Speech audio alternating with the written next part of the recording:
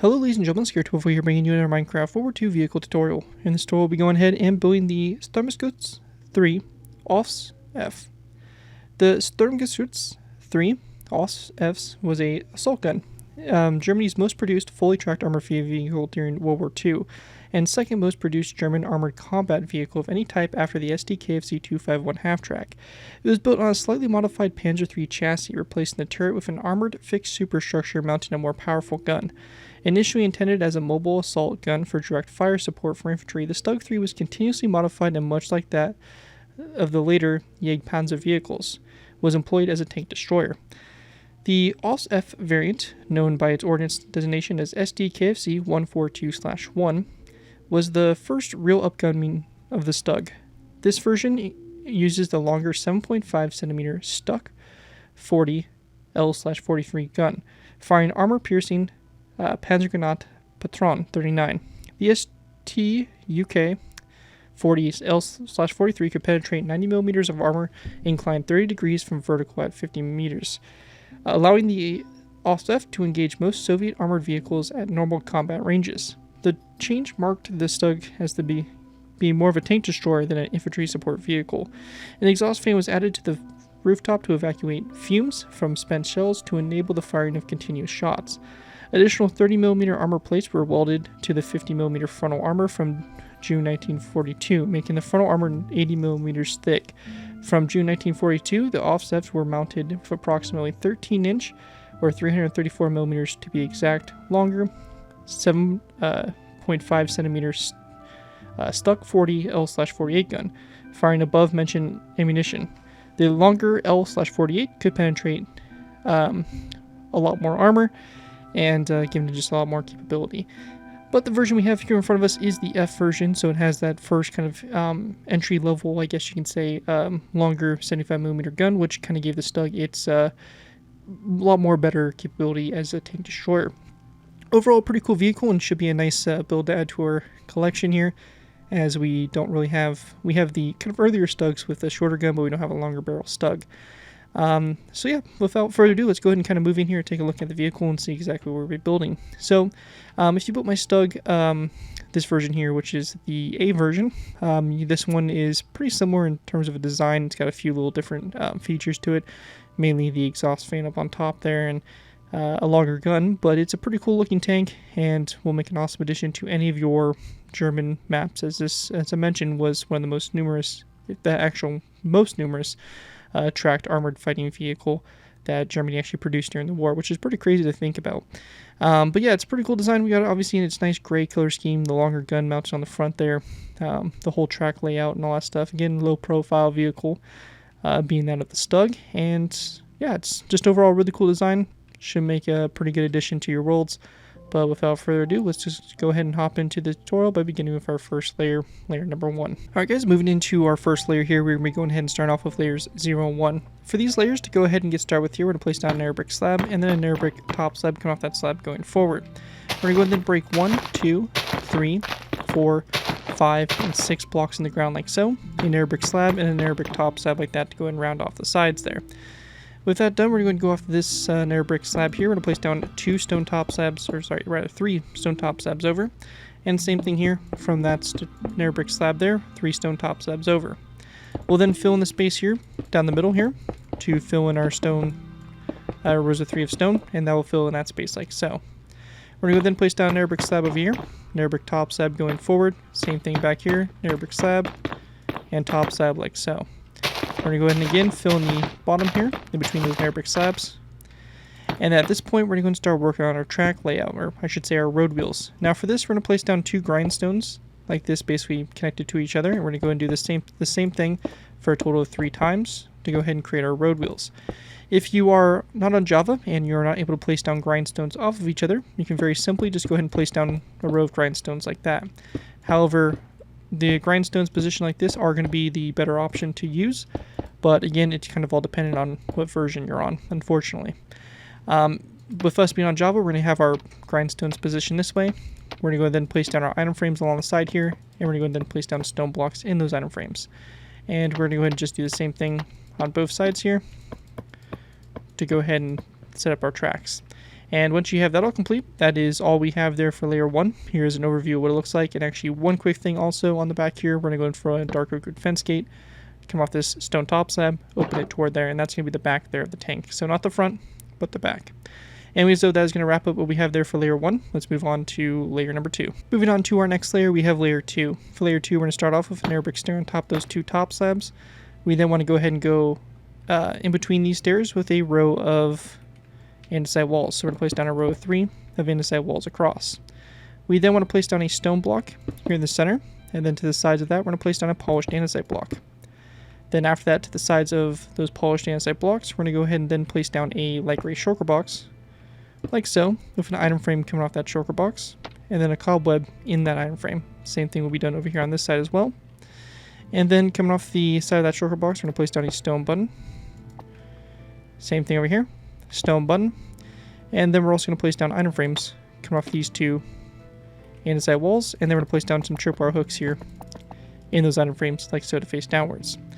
Now, after that is all done, we're going to go ahead and then take our nether brick top slabs, and we're going to build back 1, 2, 3, 4, 5, 6 nether brick top slabs back, and same thing over here, 1, 2, 3, 4, 5, and 6. We're going to go ahead and then fill in the space in between here with some stone full blocks. So we're just going to fill in the space between our nether brick top slabs with stone full blocks to close that area off.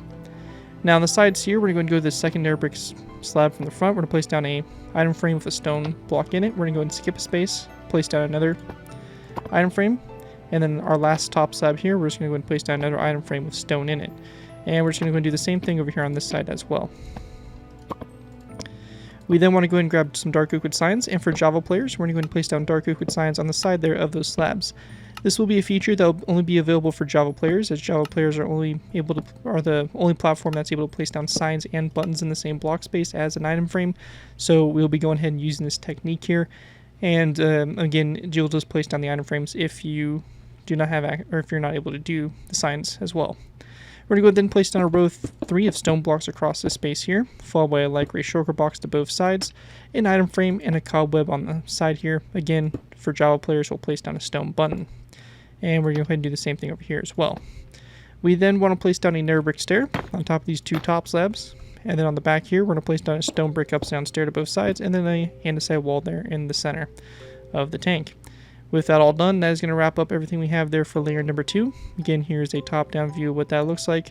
And with that, we'll be going ahead and moving into our next layer, layer number 3. Moving into our next layer here, we have layer number 3. For layer 3, to go ahead and get started with here, we're going to go ahead and place down a anvil. That's going to be right here in this section, and then going forward from it, we're going to place down 1, 2, and 3 stone top slabs, followed by a polished black stone top slab on the very end here. We then want to go ahead and grab ourselves an item frame.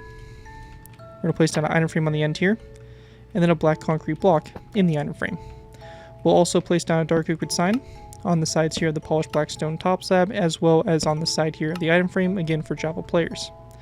Once we have that all done there, we want to go ahead and then place down a flower pot on top of these 2 walls, followed by a light gray carpet on top of these 2 stairs, and then a redstone repeater, like this, out to the sides. We're going to go ahead and place down a stone block here to both sides, then a stone brick wall over here on the right side, and on the left side, we're actually going to go ahead and, instead of the redstone repeater, we're actually going to place down a skeleton skull instead, so it's going to look like that there, and then 1 light gray carpet back. So that is what it should look like on both sides. Make sure you're taking into account those differences. We're going to go ahead and take our stone blocks. We're going to place down a row of 3, followed by a second row, a third, and a 4th row going across. To the sides here, we want to go ahead and place down 1 and 2 light gray stained glass panes, and then 2 andesite walls.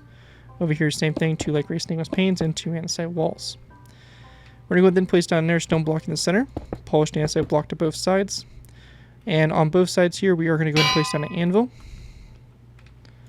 And that's going to be followed with a grindstone coming off the anvils. We're going to go ahead and also place down a dark oak wood sign on the side here of the anvils, like that. Continuing on back, we're going to place down a stone brick stair to both sides there. In that middle space, we're going to go ahead and place down a stone stair, just like so. Continuing back, we're going to place down a row of 3 of polished andesite slabs all the way across the back there. Now at this point, on top of this stair over here on the left side, we're going to place down a grindstone. On the inner side here, we're going to place down a light gray shulker box. We then want to go ahead and grab our item frames. We're going to place down item frames on these 2 blocks with red concrete in those item frames, and then a dark oak sign on the side there again for Java players. And we're also going to go ahead and place down a skeleton skull that'll be coming off this one slab here to the side. After you have that all done right there, that is going to complete what we have there for this layer. And actually, one quick thing also is we're going to place down a dark oak sign on both sides of this top slab here. But once you have that all done, that is going to wrap up everything we have there for this layer. And with that, we'll be going ahead and moving on to our next layer, which will be our final layers of the build. So with that, let's move on to our last final layers. Moving into our last final layers here, we have layers number 4, 5, 6, and 7. So layers 4 through 7. For these layers to get started with, we're going to place down a dark oak trapdoor on top of this slab here, and then an iron trapdoor on top of this slab right there. We're going to go and then place down a stone slab back from that iron trapdoor, and we're going to go ahead and then go diagonal from that stone slab, and we're going to place down a daylight detector here to the sides, which we're going to turn to that night mode. We then also want to go ahead and grab some levers, and we're going to place down levers here on those 2 stone blocks. We're going to follow this up with a polished andesite slab to the left side here, and then 2 stone slabs over to the right side. We'll also place down a dark oak sign on the side there of that block right there. And in the center here, we're also going to go ahead and swap out this stone block here for another anvil. So it'll look something like that. After we have that all done, we're going to go ahead and then place down a stone block here in the center, followed by a stone slab to both sides. We're going to go then place down a stone stair on the back of that stone full block. And then to the sides of that, we're going to place down a daylight detector. Again, turn that to the night mode. On top of this stone block, we're going to go ahead and very simply grab ourselves an item frame.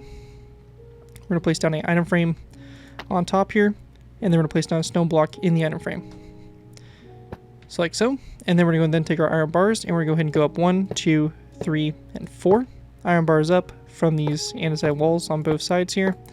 And once you have that all complete there, that is going to wrap up my tutorial here for the Sturmgeschütz III, or Stug III, Ausf. Hope you guys do enjoy this vehicle and are able to put it to good use. If you do end up using this design, I do ask that you guys give me proper credit for it. This could be anything from a sign of the build to, or a link to my channel or anything like that. And that's pretty much all I really ask for doing these tutorials. Helps my channel grow and continues to keep me inspired to keep on posting this type of content. So as long as you guys give me credit for it, you're free for projects you guys are working on. Other than that, thank you guys again so much for watching. As always, don't forget to like, comment, and subscribe. This has been Garrett 2x4, and I'll see you guys next time.